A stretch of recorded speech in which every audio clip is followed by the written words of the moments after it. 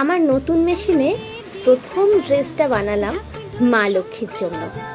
মা লক্ষ্মীর একটা লাল টুকটুকে শাড়ি বানিয়েছি।